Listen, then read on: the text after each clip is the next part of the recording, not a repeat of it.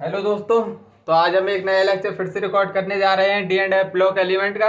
आज बेसिकली हम पढ़ेंगे effective nuclear charge.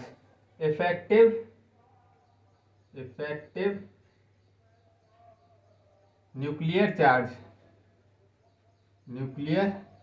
Charge effective nuclear charge समझेंगे। इफेक्टिव न्यूक्लियर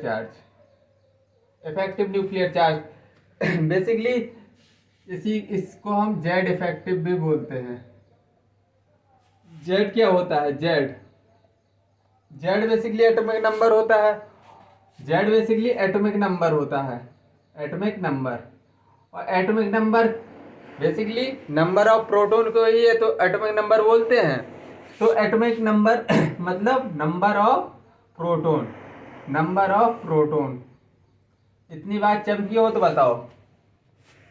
और इफेक्टिव न्यूक्लियर चार्ज से पहले हम इफेक्टिव न्यूक्लियर चार्ज को समझने से पहले हम न्यूक्लियर चार्ज समझेंगे।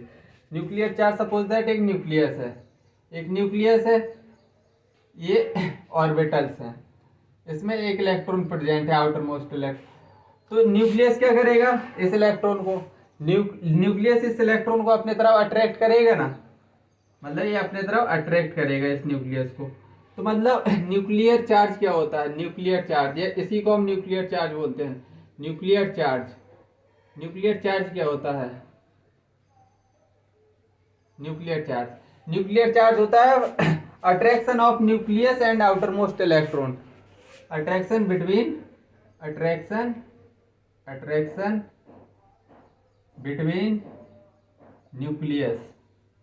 Nucleus and outermost electron.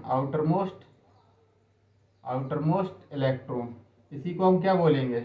Outermost electron. इसी को क्या बोल देंगे हम? Nuclear charge. अब तुमने न्यूक्लियर चार्ज समझ लिया है। अब देखो मैं इसी में इफेक्टिव न्यूक्लियर चार्ज समझाऊंगा। तो इसको रब करते हैं। अब मैं तुमको समझाने जा रहा हूं effective nuclear charge. Basically effective nuclear charge क्या होता है? Effective nuclear charge. तो सपोज दैट फिर से एक न्यूक्लियस मान लो, एक न्यूक्लियस प्रेजेंट है, उसके चारों तरफ क्या है? ऑर्बिटल्स। और ये इलेक्ट्रॉन है। इलेक्ट्रॉन अपने तरफ अट्रैक्शन, न्यूक्लियस इस इलेक्ट्रॉन को अपने तरफ क्या करेगा बेसिकली अट्रैक्ट करेगा। तो इसके अंदर भी कुछ इलेक्ट्रॉन होंगे, तो अंदर वाले इलेक्ट्रॉन क्या करेंगे? बेसिकली इस पर रिपल्सन फोर्स लगाएंगे। तो आप समझना, देखना एफ नेट बेसिकली क्या है? एफ नेट क्या होता है? F attraction minus F repulsion. अगर अट्रैक्शन ज्यादा है और रिपल्सन कम है तो क्या बोल देंगे? इसी को हम एफ नेट को बोलेंगे जेड इफेक्टिव न्यूक्लियर चार्ज। मतलब effective nuclear charge,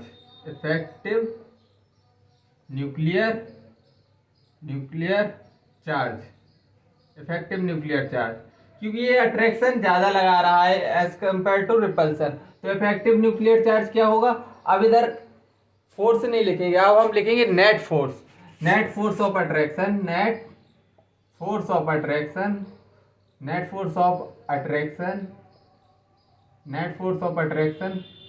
between nucleus and outermost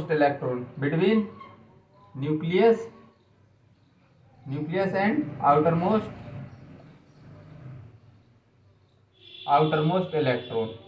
अब इधर नेट फोर्स आ गया है इफेक्टिव न्यूक्लियर चार्ज में, क्योंकि अंदर से इलेक्ट्रॉन है। अगर ये अंदर वाले इलेक्ट्रॉन हटा देंगे तो क्या आ जाएगा? Nuclear charge. तो इतनी बात तुमको समझ में आई? इफेक्टिव न्यूक्लियर चार्ज समझे या नहीं? और ये इलेक्ट्रॉन है, ये रिपल्सन लगा रहे हैं, तो ये बेसिकली किसका काम कर रहा है, शील्डिंग का। शील्डिंग मतलब शील्डिंग समझते हो, शील्डिंग इफेक्ट तुमको पीरियोडिक टेबल में बताया था। शील्डिंग इफेक्ट बेसिकली जब तलवारबाजी होती है, अरे बाहुबली 2 में, बाहुबली या बाहुबली कोई भी देख लो, तो उस पर जब तलवार से खेलते हैं, मतलब लड़ाई होती है, तो वो ढाल लेके चलते हैं, मतलब शील्डिंग का काम। तो ये इलेक्ट्रॉन क्या है, इस अट्रैक्शन को ऐसे समझो, तो ये चिंटू है, ये चिंकी है, ये अगर घर वाले नहीं होंगे तो घर वाले नहीं होंगे, अंदर वाले इलेक्ट्रॉन नहीं होंगे, तो ये क्या हो गया, न्यूक्लियर चार्ज। अगर घर वाले आ गए तो इनको अब मिलने नहीं देंगे। पहले तो अगर अंदर वाले इलेक्ट्रॉन नहीं थे तो आसानी से अट्रैक्शन हो रहा था। अब अंदर वाले इलेक्ट्रॉन आ गए, जैसे घर वाले आ गए, चिंकी और चिंटू के बीच, चिंकी और चिंटू के बीच में अब घर वाले आ गए।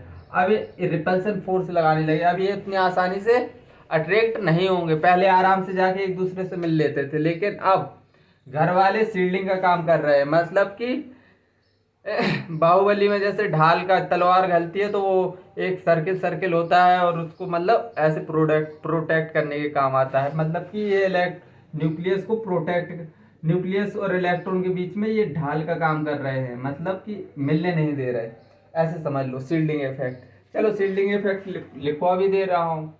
शील्डिंग इफेक्ट इधर ही लिखवा दूं क्या, शील्डिंग इफेक्ट आगे लिखवा दे रहा। शील्डिंग इफेक्ट समझ में तो आ ही गया, अब बस लिखवाना है। तो shielding effect, shielding effect, shielding effect, shielding effect क्या होता है, शील्डिंग इफेक्ट बेसिकली होता है रिपल्सन फोर्स, रिपल्सन फोर्स नहीं, repulsion force, inner electron, inner electron act as a shield, act as a shield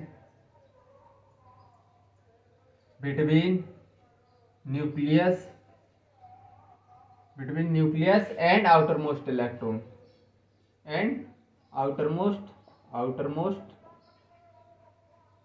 electron, inner electron act as a shield between nucleus and outermost electron। इसी को क्या बोल देंगे हम, shielding effect। inner electron act as a shield between nucleus and outermost electron by applying repulsion, by applying repulsion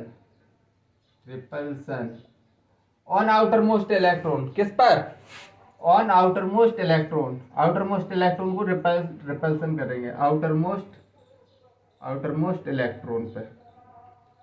तो इसी को क्या बोलेंगे, this is known as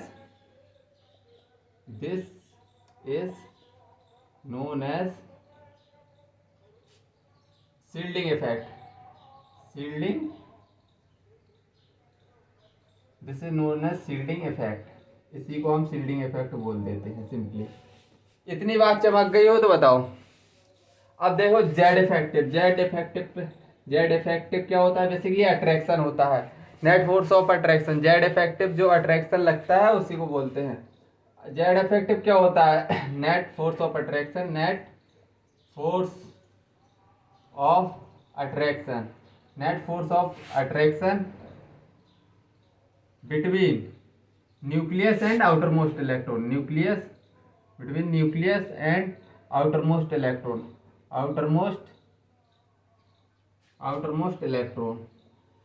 अगर अट्रैक्शन लगेगा, जेड इफेक्टिव लगेगा, तो मतलब साइज क्या होगी, कम होगी, क्योंकि जेड इफेक्टिव बेसिकली अट्रैक्शन होता है।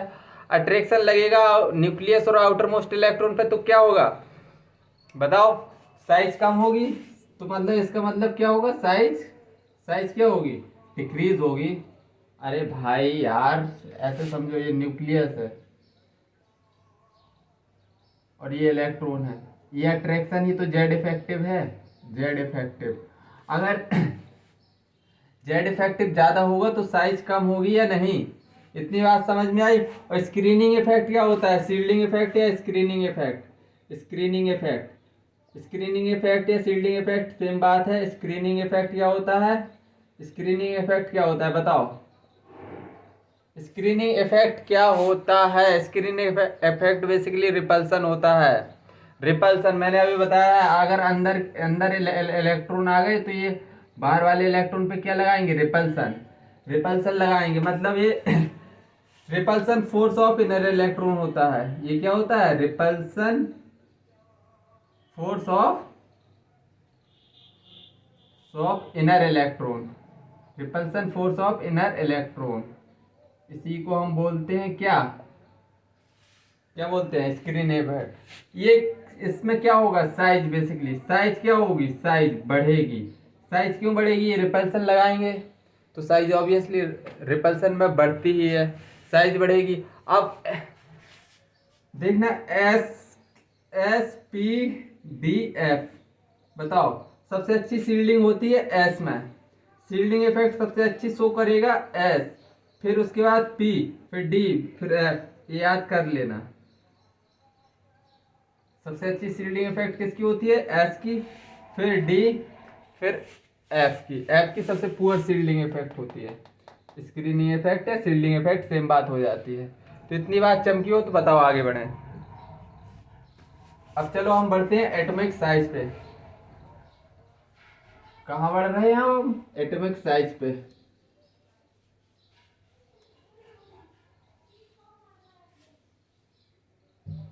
Atomic size, atomic size, atomic size.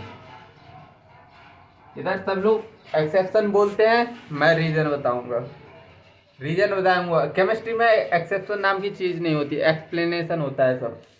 अगर एक्सप्लेन करना आता है तो एक्सेप्शन नहीं है, अगर एक्सप्लेन करना नहीं आ रहा है तो मतलब इसका मतलब क्या है? उधर तुम एक्सेप्शन बोल देते हो। तो चलो सबसे पहले 3D सीरीज कंसीडर करते हैं। 3D series, 3D series, 3D series तो क्या है? साइंस टीचर विनीता कुमारी मन ही को नी, ज्यादा दूर दूर लिख दिया। साइंस टीचर विनीता कुमारी मन ही को नी कॉपर जिंक। अब बस इसका इलेक्ट्रॉनिक कॉन्फ़िगरेशन लिखेंगे तो इसका 4s2 3d1, 4s2 टाइटेनियम का 4s2 3d2, 4s2 ऐसे लिखते जाओ सबका कॉन्फ़िगरेशन। 4s2 3d3। क्रोमियम का एक्सेप्शनल केस होता है 4s1 3d5, और मैग्नीज का 4s2 3d5।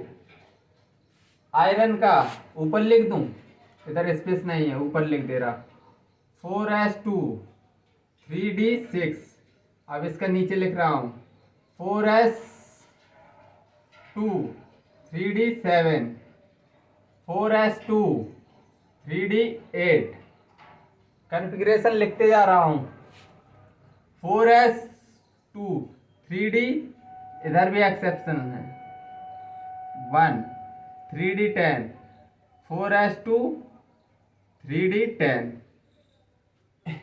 अगर ये समझ में आ गया हो कॉन्फ़िगरेशन तो बताओ मैं आगे बढ़ूं।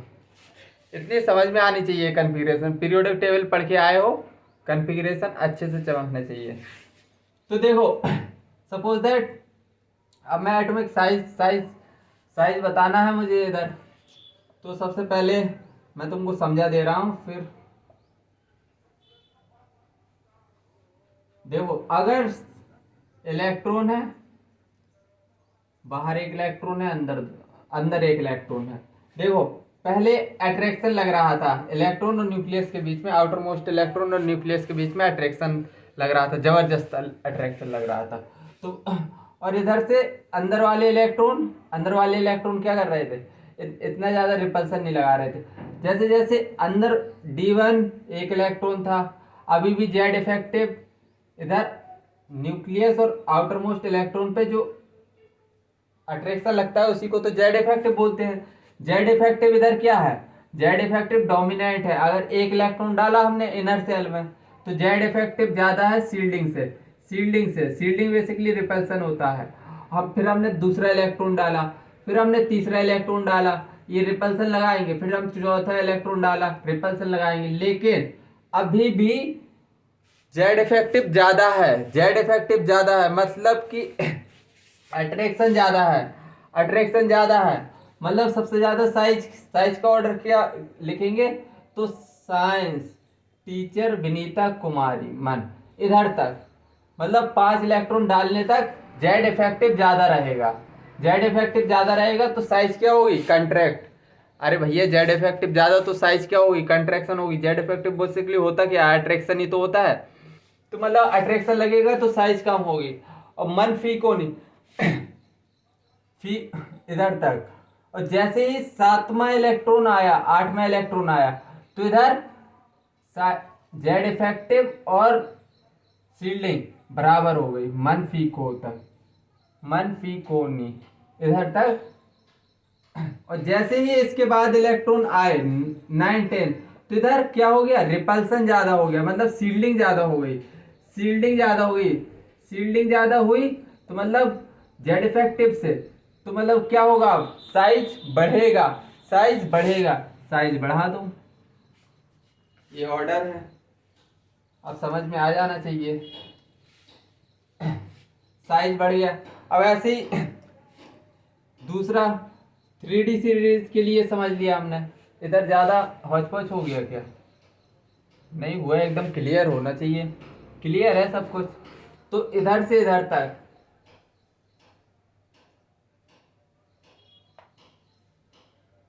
हौच पौच कुछ नहीं हुआ, इधर से इधर तक। जेड इफेक्टिव क्या है, जेड इफेक्टिव ज्यादा है शील्डिंग से, शील्डिंग से इधर, तो इसलिए साइज कम हो रहा है, लोग इसको एक्सेप्शन बोलते हैं। और इधर Z effective, Z effective is equal to shielding, shielding Z effective shielding के बराबर होगी। अब इधर जैसे ही 9 10 इलेक्ट्रॉन आए अंदर वाले सेल में तो क्या शील्डिंग ज्यादा होने लगी, मतलब रिपल्सन ज्यादा हो गया। तो इधर से इधर साइज क्यों बढ़ रहा है, क्योंकि शील्डिंग ज्यादा है, शील्डिंग, शील्डिंग ज्यादा है जेड इफेक्टिव से, जेड इफेक्टिव से शील्डिंग ज्यादा है, तो इधर इसलिए साइज बढ़ गया। अब 4D सीरीज का लिख लो, 4D सीरीज का, 4D सीरीज के, 4D सीरीज की ट्रिक क्या बताई थी मैंने, यारी, यारी जरा निभा मौत तक, यारी जरा निभा मौत तक,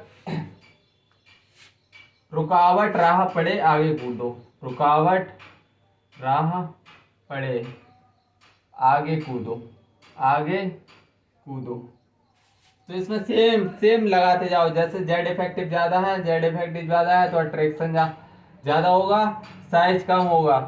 इधर साइज सिमिलर, साइज सिमिलर, और इधर साइज बढ़ेगा। और अब 4D सीरीज के बाद 5D सीरीज पे आ जाओ, 5D सीरीज पे, 5D सीरीज पे आ जाओ, 5D सीरीज पे आ जाओ। 5D सीरीज की ट्रिक क्या बताई थी, ला हफ्ता, ला हफ्ता, मैं बोल रहा हूं ये तुमको अपने नोट में लिख लेना है। ला हफ्ता, वरना रे, वरना रे, ओसामा, इराक की तरह, इराक की तरह पिटाई और होगी। तो इसमें साइज इनिशियली जेड इफेक्टिव ज्यादा है तो साइज कम होगी, फिर साइज कांस्टेंट हो जाएगी, जेड इफेक्टिव शील्डिंग के बराबर है। फिर उसके बाद शील्डिंग ज्यादा है मतलब रिपल्सन ज्यादा है तो साइज क्या होगा, बढ़ेगा। इतनी बात चमकी हो या तो बताओ, पीरियड में मैंने तुमको बता दिया है। अब चलो अब मैं ग्रुप में बता दे रहा हूँ, atomic size in group, atomic size अब पीरियड में बता चुका हूँ, 3D 4D 5D सीरीज की बता चुका हूँ। अब फाइनली हम ग्रुप में एटॉमिक साइज ग्रुप में देख रहे हैं, atomic size, atomic size in group, in group, group में देख रहे हैं एटॉमिक साइज इन ग्रुप। तो ग्रुप में बेसिकली सबसे पहले ट्रिक्स लिख लो। Group 3, group 4, group 5, group 6, group 7, group 8, group 9, group 10, group 11, group 12। हाँ, तो सबसे पहले ट्रिक लिख लो। साइंस टीचर विनीता कुमारी मनफिकोनी कॉपर जिंक। और उसके बाद यारी जरा निभा मौत तक। यारी जरा निभा मौत तक, आगे क्या था? यारी जरा निभा मौत तक, रुकावट राह पड़े आगे कूदो। रुकावट राह पड़े आगे कूदो। उसके बाद यारी जरा निभा मौत तक। इसके बाद दूसरी ट्रिक क्या थी? लाहफ्ता। लाहफ्ता लाहफ्ता वरना रे इराक की तरह पिटाई और लाहफ्ता वरना रे ओसामा इराक की तरह पिटाई और होगी। सही है। अब देखो इसका साइज का ऑर्डर देखना। जैसे जैसे डाउन द ग्रुप नीचे जाते हो तो क्या होता है? डाउन द ग्रुप जाते हो सेल नंबर बढ़ते हैं। जैसे जैसे डाउन द ग्रुप जाओगे सेल नंबर क्या होंगे?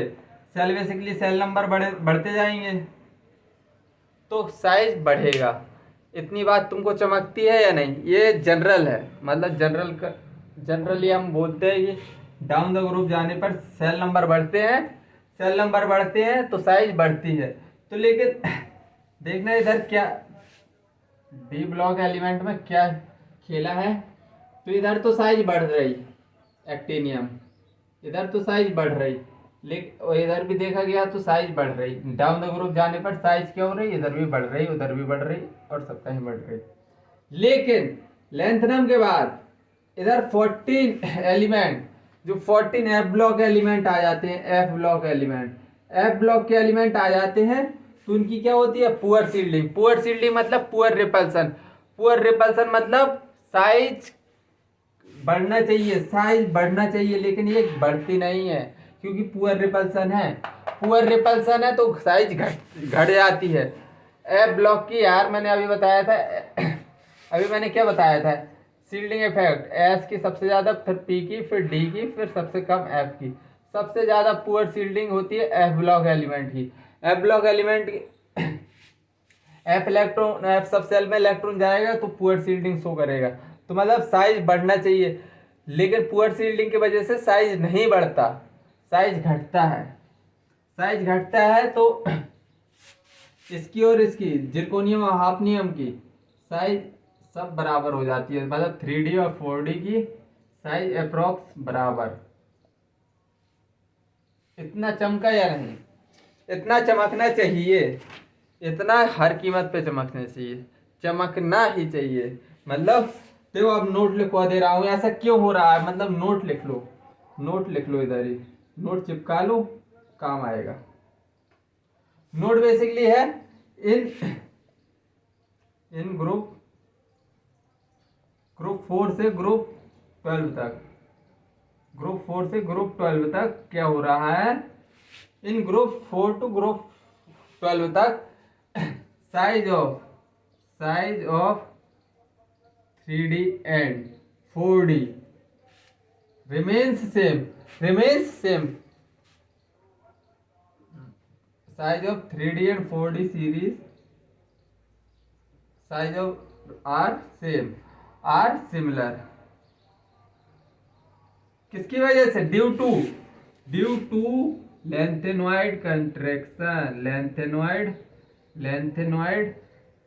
कंट्रैक्शन। और अभी मैंने बताया लेंथेनॉइड कंट्रैक्शन, अभी मैंने समझाया एफ ब्लॉक के आने पर एफ ब्लॉक के आने से रिपल्सन ज़्यादा नहीं होता है, इसलिए साइज नहीं बढ़ती है, घट जाती है पुअर रिपल्सन की वजह से ड्यू टू लेंथेनॉइड कॉन्ट्रैक्शन। इतनी बात चमकी हो तो बताओ, इतनी बात चमकनी ही चाहिए, मतलब कि इसमें कोई हटो बच्चों वाली बात ही नहीं है, मतलब इतना चमकना चाहिए। तो चलो लेंथेनॉइड कॉन्ट्रैक्शन अगर तुमको समझ में नहीं आया तो चलो आगे लेंथेनॉइड कॉन्ट्रैक्शन भी समझा दे रहा हूँ, इतना लिख लो। क्वेश्चन इधर से बन एनसीईआरटी में एक क्वेश्चन है इंटैक्ट क्वेश्चन कि जिरकोनियम और हाफनियम की साइज सिमिलर क्यों है, तो उसका आंसर तो इधर ही लिख दिया मैंने नोट में कि मतलब ड्यू टू लेंथेनॉइड कंट्रैक्शन। और लेंथेनॉइड कंट्रैक्शन क्या होता है ये और बता दे रहा तुमको। वैसे तो मैं पढ़ा चुका हूँ लेंथेनॉइड कंट्रैक्शन, अभी भी फिर से समझा चुका हूँ, पीरियोडिक टेबल में भी बता चुका हूँ, लेकिन एक बार फिर से समझ लो लेंथेनॉइड कंट्रैक्शन क्या होता है। Lanthanoid contraction, lanthanoid contraction, lanthanoid contraction basically क्या होता है एक बार फिर से समझ लो। तो lanthanoid before hafnium, before hafnium 14 क्या there are 14 F block element before hafnium, there are 14 F block element. F block element, F block आ जाता है लेंथनम के बाद, क्या आ जाता है लेंथनम और हाफनियम के बीच में इधर क्या आ जाते हैं 14 एफ ब्लॉक एलिमेंट आ जाते हैं। Before hafnium there are 14 F block element, F block element.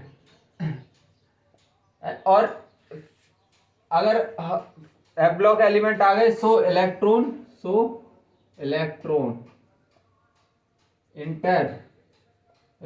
Electron enter into किसमें इनटू एफ सब सेल। अब इलेक्ट्रॉन अगर एफ ब्लॉक आ गया तो एफ सब सेल में इलेक्ट्रॉन इंटर करेंगे, electron enter into F subshell, F subshell. अगर F subshell में इलेक्ट्रॉन इंटर करेंगे तो एफ सब सेल की क्या होती है एंड एफ सब सेल है पुअर शील्डिंग, एफ सब सेल है पुअर शील्डिंग, बहुत पुअर शील्डिंग होती है, पुअर शील्डिंग। अगर पुअर शील्डिंग है तो क्या होगा ड्यू टू विच साइज क्या होगी कम होगी, वैसे बढ़ना चाहिए लेकिन पुअर शील्डिंग की वजह से ड्यू टू विच साइज क्या होगी, साइज बढ़नी चाहिए थी लेकिन क्या होती है decrease. Before hafnium 14 F block के एलिमेंट आ जाते हैं, 14 एफ ब्लॉक के एलिमेंट आ गए तो इलेक्ट्रॉन अब एफ सब सेल में जाएगा, एफ सब सेल में गया तो इलेक्ट्रॉन की पुअर शील्डिंग, वो अच्छी शील्डिंग नहीं करेगा तो मतलब साइज क्या होगी, साइज वैसे तो बढ़नी चाहिए लेकिन अब घटेगी, मतलब पुअर शील्डिंग की वजह से। ठीक है, अब इतना बात अब चमक जाना चाहिए, मतलब कि अब तो चमक ही जाना चाहिए। चलो आगे बढ़ते हैं, अब हम बढ़ते हैं आयोनाइजेशन एनर्जी पे। आयोनाइजेशन एनर्जी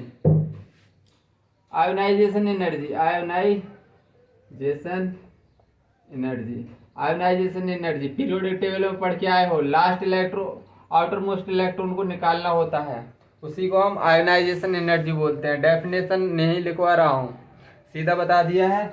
ये न्यूक्लियस है, आउटर मोस्ट इलेक्ट्रॉन को निकालना ही आयोनाइजेशन एनर्जी कहलाता है। इतना मैं डीपली नहीं बताऊंगा क्योंकि पीरियोडिक टेबल पढ़ लो। चलो आयोनाइजेशन एनर्जी, तो आयोनाइजेशन एनर्जी सबसे पहला पॉइंट लिखेंगे। आयोनाइजेशन एनर्जी क्या होता है directly proportional to Z effective. जितना ज्यादा जेड इफेक्टिव होता है, जेड इफेक्टिव क्या होता है बेसिकली अट्रैक्शन होता है। जेड इफेक्टिव न्यूक्लियर और आउटर मोस्ट इलेक्ट्रॉन के बीच में अट्रैक्शन होता है, जेड इफेक्टिव ज्यादा तो आयोनाइजेशन एनर्जी क्या होगी ज्यादा होगी, इसलिए डायरेक्टली प्रोपोर्शनल होता है। दूसरा point ionization energy is inversely proportional to size. दूसरा पॉइंट अगर न्यूक्लियस और इलेक्ट्रॉन के बीच में छोटा साइज है, अगर साइज कम है तो आयोनाइजेशन एनर्जी ज्यादा होगी। क्यों? क्योंकि इसके बीच में अट्रैक्शन ज्यादा लग रहा।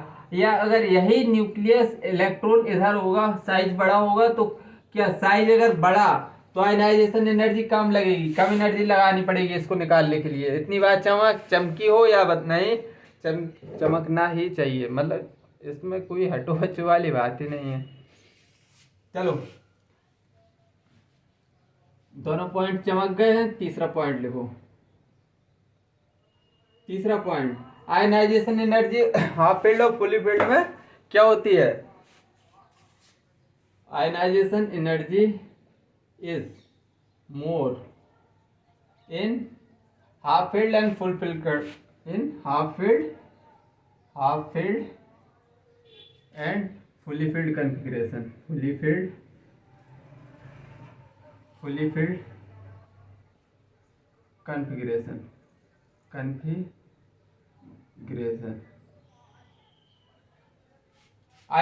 क्योंकि हाफ फील्ड और फुली फील्ड ऑर्बिटल और ऑब्वियसली खुद में स्टेबल होते हैं, वो क्यों इलेक्ट्रॉन देंगे या लेंगे, मतलब उनको कुछ मतलब ही नहीं है, वो खुद स्टेबल है। खुद मतलब कोई स्टेबल होता है, अनस्टेबल थोड़े होना चाहता, वो इलेक्ट्रॉन देगा या लेगा, क्यों लेगा, खुद स्टेबल है। तो इतनी बात तुमको समझनी चाहिए। चलो तो मतलब अब चलो आयनाइजेशन एनर्जी इन पीरियड में देख ले रहे हैं, आयनाइजेशन एनर्जी इन पीरियड, इसको समझना थोड़ी अच्छे से। अभी हम साइज का ऑर्डर पढ़ के आए हैं, अच्छे से समझना, इसको संभालना। अगर हम कहाँ इन 3D सीरीज अगर हम स्कैंडियम से मैग्नीज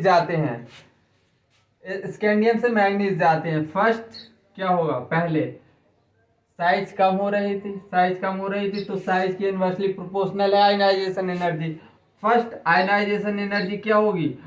साइज घट रहा था, अभी मैंने साइज का ऑर्डर पढ़ाया तुमको, घट रहा था, तो आयनाइजेशन एनर्जी बढ़ेगी। फर्स्ट आयनाइजेशन एनर्जी इंक्रीज, कहाँ से? स्कैंडियम से कहाँ तक? मैग्नीज तक। और देन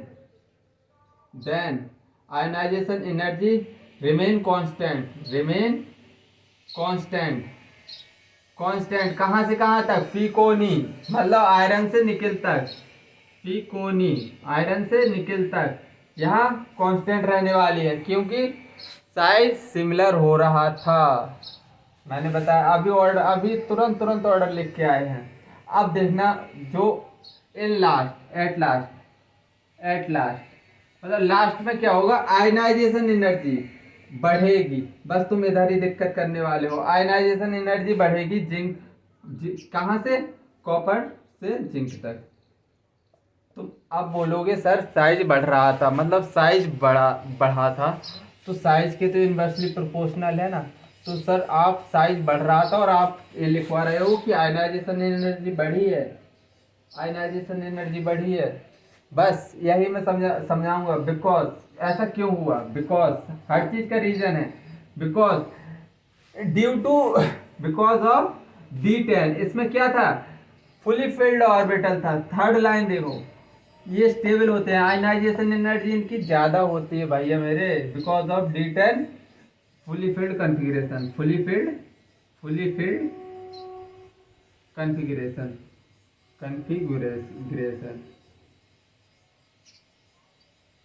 इतनी बात चमकी या नहीं? Because of D10 fully filled configuration, इसीलिए आयनाइजेशन एनर्जी इधर भी बढ़ती है, साइज बढ़ने पर भी बढ़ती है, क्योंकि D10 है,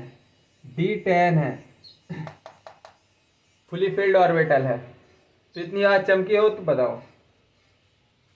अब ये पीरियड में तो मैं चमका चुका हूं तुमको, अब ग्रुप में देखना है। ग्रुप में थोड़ी ज़्यादा ही वेरिएशन है, मतलब ग्रुप की मैं डायरेक्ट ट्रिक लिखवाऊंगा और मतलब उसके मतलब रीजन दे देते हट जाएंगे, मतलब और तुमको याद भी नहीं रहेंगे। एक छोटी सी ट्रिक लिखवाऊंगा, एनसीईआरटी का इंटेक्स्ट क्वेश्चन भी हो जाएंगे, नीट के जेई के कहीं के भी क्वेश्चन देख लेना, फूट जाएंगे सब।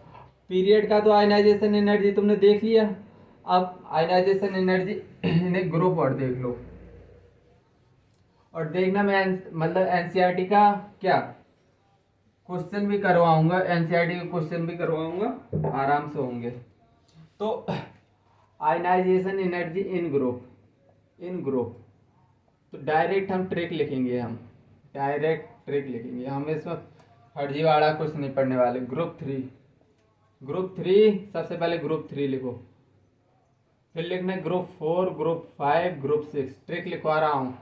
फिर ग्रुप 7, ग्रुप 8, ग्रुप 9, ऐसे लिख लेना, ग्रुप 8, ग्रुप 9। और फिर उसके बाद ग्रुप 10 ऊपर लिख लेना, फिर ग्रुप 11, ग्रुप 12 ऐसे लिख लेना। सबसे पहले अरेंजमेंट लिखना आना चाहिए, पहले 3 लिखो, फिर 3 नीचे लिख दो, group 3, group 4, group 5, group 6, group 7, group 8, group 9, फिर 10, 11, 12 ऐसे लिख लेना है सबसे पहले। अब ग्रुप 3 में, ग्रुप 3 और ग्रुप 3 में क्या होगा, साइज बढ़ रहा था, साइज बढ़ रहा था, तो इसमें तो सिंपली जो ऑर्डर आना चाहिए वही ऑर्डर आता है। मतलब इसमें आना चाहिए 3D, जिसका साइज मतलब छोटा, उसकी आयनाइजेशन एनर्जी बढ़ी, 3D, 4D, 5D, इसमें कोई एक्सेप्शन नहीं है 3D ग्रुप 3 में। अब ग्रुप 5, ग्रुप 4, 5, 6 से लेके 10 तक इसमें एक्सेप्शन आ जाते हैं। अब 5D की ज़्यादा होती है, फिर 4D, फिर 3D, और फिर 11, 12, ग्रुप 7 से लेके 12, तो इधर आता है 5D, फिर आता है 3D और ज़्यादा वेरिएशन 4D। अब तुमको मतलब ये ट्रिक कैसे भी करके याद रख लेना है। चाहो तो मतलब चाहो क्या, ये ट्रिक बस तुमको याद रखना है। मतलब इस ट्रिक के अलावा तुम कैसे भी कर लेना, तुम्हारे क्वेश्चन गलत ही होंगे। ये बहुत बढ़िया ट्रिक है, ट्रिक इसको बोलेंगे हम ट्रिक। देखो अब ट्रिक कैसे काम करती है, देखो एनसीईआरटी का एग्जाम्पलर क्वेश्चन करवा रहा हूँ। एनसीईआरटी का पहला question, order of ionization energy, order of ionization energy. पहला क्वेश्चन ए, कॉपर से आगे gold, B, zinc, cadmium, mercury, C, निकाह पढ़ो पंडित, डी, साइंस यहाँ लो, ई, क्रीम मुहासों वाली।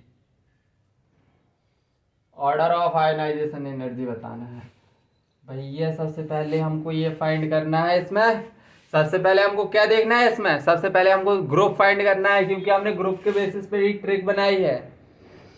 हाँ इसको कॉन्फ़िगरेशन लिख लेंगे, कुछ भी लिख लेंगे, क्वेश्चन गलत हो जाएगा भैया। बस इतना देख लो कि ग्रुप 3 की हमने ट्रिक ये लिखी है, ग्रुप 4, 5, 6, 7, 10 तक की ट्रिक ये लिखी है बस। अब तुमको ट्रिक लगानी है। सबसे पहले इसका ग्रुप फाइंड करो। ग्रुप 11 का है, कॉपर से आगे गोल्ड, ग्रुप 11 का है, तो ग्रुप 11 इधर आ रहा है, मतलब 5D इसकी सबसे ज्यादा होगी। 5D मतलब AU। फिर 3D क्या है, कॉपर। फिर क्या है, AG, सिल्वर। चमका या नहीं, डायरेक्ट ट्रिक से करते जाओ। और अब ये देखो, जिंक, कैडमियम, मरकरी, ये तो ग्रुप 12 है, तो ग्रुप 12 है मतलब 5D, यही सिंपली 5D वाला, 5D ज़्यादा। फिर 5D के बाद 3D जिंक, फिर 4D कैडमियम, ग्रुप 12 हो गया। अब निकाह पढ़ो पंडित एक कौन से ग्रुप का है, हमको ये पता होना चाहिए। अभी मैंने तुमको ट्रिक से भी बताए हैं, हर जगह से बताए हैं। तो ग्रुप 10 का है, निकाह पढ़ो पंडित ग्रुप 10 का। ग्रुप 10 देखो 5D, 4D, 3D आ रहा है इसमें, मतलब 5D, 4D, 3D, platinum, Palladium और निकेल। और उसके बाद स्कैंडियम, एट्रियम, लेंथनम। इसकी मैंने ट्रिक क्या बताई थी, ये ग्रुप 3 है, ग्रुप 3 इसमें कोई एक्सेप्शन नहीं है। 3D सबसे ज़्यादा होगा, मतलब साइंस, फिर 4D, फिर लेंथनम।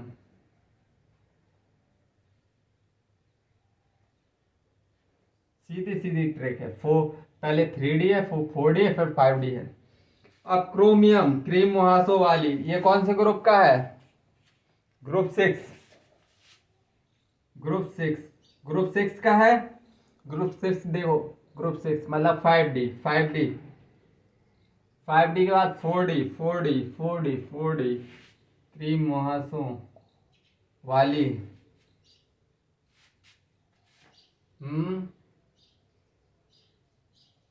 ग्रुप 6 है ना, मैं सही लिख रहा हूं। ग्रुप 6 5D लिखेंगे, सबसे पहले 5D लिखा, क्रीम मुहासों वाली। फिर 4D लिखेंगे, क्रीम। लो सही है, ट्रिक से सभी हो गए। ये क्या है, एनसीईआरटी के। और ये वाला मतलब ये समझ लो, ये ट्रिक इतनी ज़्यादा इंपॉर्टेंट है, जितने ज़्यादा स्टार लगाना चाहो उतने लगा लो, क्योंकि इस पे नीट में भी भर के क्वेश्चन आ चुके हैं, नीट में भी आ चुका है क्वेश्चन, जेई में भी आ चुका है क्वेश्चन। अभी मैं प्रीवियस ईयर क्वेश्चन इसका मैं करवा चुका हूँ पीरियोडिक टेबल में। अगर और ये यही ट्रिक मैं पीरियोडिक टेबल में भी बता चुका हूँ, तो उधर से जाके देख लो कि प्रीवियस ईयर क्वेश्चन कौन कौन से आए हैं।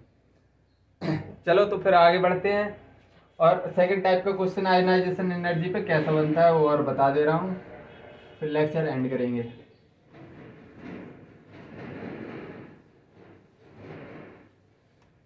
तो दूसरे प्रकार का क्वेश्चन ऐसे बनता है, कंपेयर आयनाइजेशन।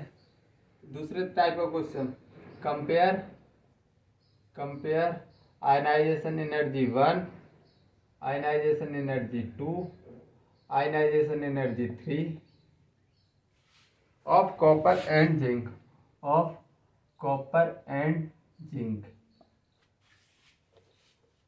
तो आयनाइजेशन एनर्जी फाइनली हमको फाइंड करनी है किसके बीच में, कॉपर और जिंक के। तो सबसे पहले हमको इसका क्या करना है, कॉपर और जिंक का हमको कॉन्फ़िगरेशन लिख के देखना है। अगर ऐसा क्वेश्चन आएगा तो सबसे पहले हमको कॉन्फ़िगरेशन लिखनी पड़ेगी। तो कॉपर की 3D10 4s1, जिंक की क्या होती है 3D10 4s2। अब देखो ये फुली फील्ड है, मतलब कि फर्स्ट आयोनाइजेशन एनर्जी फर्स्ट किसकी ज़्यादा होगी, जिंक की। ऑब्वियसली बात है, जिंक की ज़्यादा होगी। क्यों ज़्यादा होगी, क्योंकि इधर फुली फील्ड है, SVDV। तो जिंक की किससे ज़्यादा होगी, कॉपर से। इतनी बात चमकी है नहीं। अगर अब फर्स्ट आयोनाइजेशन एनर्जी सेकंड पूछे, अगर आयोनाइजेशन एनर्जी सेकंड पूछ रहा है तो तुमको क्या करना है, एक इलेक्ट्रॉन निकाल देना है। एक इलेक्ट्रॉन निकाला 3D10 बचा जिंक, फिर एक इलेक्ट्रॉन निकाला 3D10 4s1, तो ये क्या निकल के आ गया, फुली फील्ड। तो आयोनाइजेशन एनर्जी सेकंड हम क्या क्या लिखेंगे, आयोनाइजेशन एनर्जी किसकी ज्यादा हो जाएगी, कॉपर की ज्यादा हो जाएगी, किससे, जिंक से। और कॉपर थर्ड आयनाइजेशन एनर्जी निकाल बोले तो फिर से एक इलेक्ट्रॉन गायब कर दो, मतलब थर्ड बोल रहा है तो ओरिजिनल से 2 इलेक्ट्रॉन गायब करना है, आयनाइजेशन एनर्जी थर्ड बताना है तो ओरिजिनल से 2 इलेक्ट्रॉन गायब करो। 2 इलेक्ट्रॉन गायब करेंगे 3D9 आएगा। और जिंक इसमें 2 इलेक्ट्रॉन गायब करना है 3D10, मतलब कि आयनाइजेशन एनर्जी 3 जिंक की ज्यादा आ रही है, क्योंकि फुली फील्ड ऑर्बिटल है। जिंक की ज्यादा आ रही है, किससे, कॉपर से। इतनी बातें चमकी, बस अगर इतनी बातें चमक गई तो बहुत अच्छी बात है। लेक्चर अच्छे से देखो, दोबारा समझ में ना आए तीसरी बार देखो। बहुत ही मतलब एकदम मैंने कम टाइम में इफेक्टिव, मतलब कि 2 क्वेश्चन निकालना है तुमको इस चैप्टर से, दो क्वेश्चन निकालना है, तो मतलब कंसाइज वे में पढ़ेंगे। चैप्टर बहुत बड़ा है और बहुत मतलब इसमें एक्सेप्शन ज़्यादा है। मैं तुमको सिर्फ जहाँ जहाँ से क्वेश्चन उठाए जा रहे हैं मैं बता दे रहा हूँ। जैसे ग्रुप की अभी ट्रिक लिखवाई थी, उधर से क्वेश्चन उठाया जाता। साइज का ऑर्डर तो उधर मतलब एक्सेप्शन बोल के सब लोग निकलते हैं, मैंने रीजन बताया है, उधर से भी क्वेश्चन आते हैं। बस मैं पढ़ा पूरा रहा हूँ, लेकिन बताता भी जा रहा हूँ कहाँ से क्वेश्चन आने हैं, कहाँ से क्वेश्चन नहीं आने। तो इम्पोर्टेंट है कि फोकस करो कि क्वेश्चन कहाँ से आ रहे हैं, उधर ज़्यादा टाइम लगाना है, जहाँ से क्वेश्चन नहीं आ रहे उधर कम टाइम लगा के अपना निकलना है उधर से। तो चलो आज के लिए इतना ही, तब तक के लिए बाय, जय हिंद, टेक केयर।